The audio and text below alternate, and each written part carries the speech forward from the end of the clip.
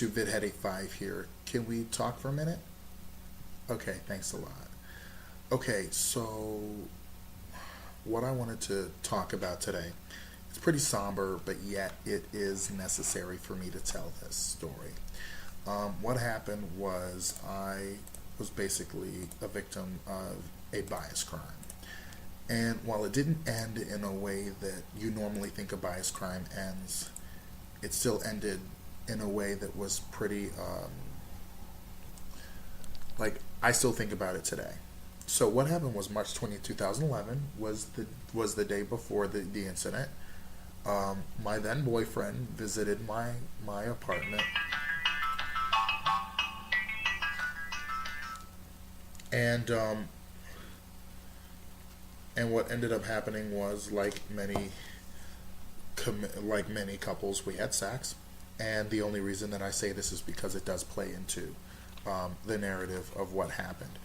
So what ends up happening is I hear one of my neighbors, the next door over, say, "You confront me over some bullshit.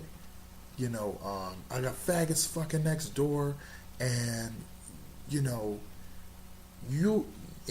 basically just saying about all the stress that he was under in that place." And it was a mod rehab, like a modified rehab or moderate rehab, which was basically you lived on your own and whatever. And I got in there because I knew someone that did the referrals, which was quite,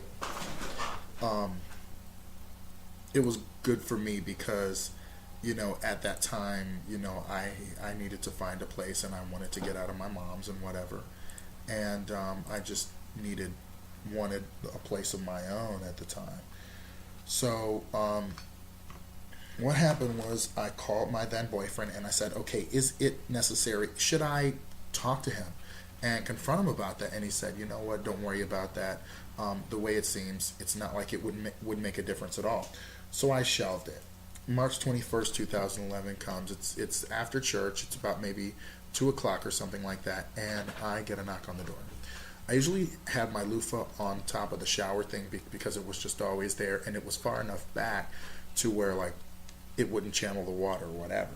So he tells me to move it, and I'm like, okay, sure, because I just want to go back to whatever I'm doing. And then that's when I said, I want to address you about something. And then he just starts flipping. He starts going berserk. He says, you don't have anything to talk to me about and whatever. And he said, and that's when he started spouting off all those homophobic remarks, like, just, I'm sick of y'all fucking in the shower. I'm sick of y'all. I'm sick of living next to a faggot and all this other stuff. So then I'm like, you know what? I'm sick and tired of living next to a crackhead. Well, I wish I would have said that. I'm just saying I'm sick and tired of you. And then, so we're going back and forth and whatever. And he's like, you know what? I'm sick and tired of living next to a faggot and whatever. You're supposed to fuck a woman, not a man in his ass. It was just like a lot of shouting. And I'm like, I'm just sitting there kind of more or less like dismayed at the fact that all this hostility is coming. And then what ended up happening was he grabbed a knife, and I said, drop the knife, because I was ready to fight. I was ready to just beat his ass. And then he said, no, no, I don't fight faggots, I kill them.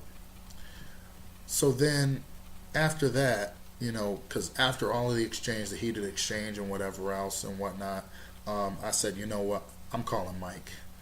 Or was it Mike? Or I was calling Mike was the housing manager at the time. And he was like, yeah, go ahead and call him. Go ahead. And then I called the police also. And I said, I'm calling the police. And he was like, go ahead, tell him, because I'm going to kill you.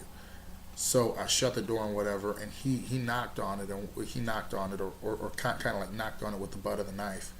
And then so I locked it and whatever, and I called the police. The police came. They didn't really investigate it as if it were a hate crime. They basically looked at it as a neighborly dispute, which it wasn't. And they were more focused on me, so allegedly having sex in the shower, which they basically thought that was what it was about, but it wasn't. It was simply about the fact that I'm gay. That was it.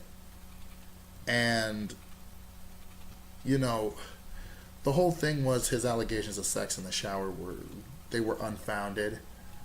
Um, we had never done that before or ever at that one residence. We did at my other residence because it was mine and mine alone.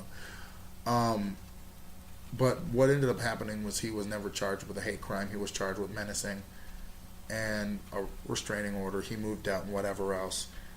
But the whole thing for me is that, like, in my case, it was trumped down. It was scaled down from what it was. He came to my door, and I tried to address him about homophobic remarks, and he simply said, "Well, no, I'm not hearing anything." And it's like, are you serious? So for me, when I hear about hate crimes and whatever, and when they finally are able to get hate crimes and send someone away, I'm ecstatic. But the other part about it is there are a lot of them that aren't prosecuted as what they are. There are a lot of them that the prosecution takes a deal, and that's what they're supposed to do, to get like a conviction and or better statistics, claiming that they're tough on crime. But I really felt disappointed by the ADA in this case that they would not investigate it as a hate crime, and the police officers didn't even look at that angle until someone else pointed it out to them.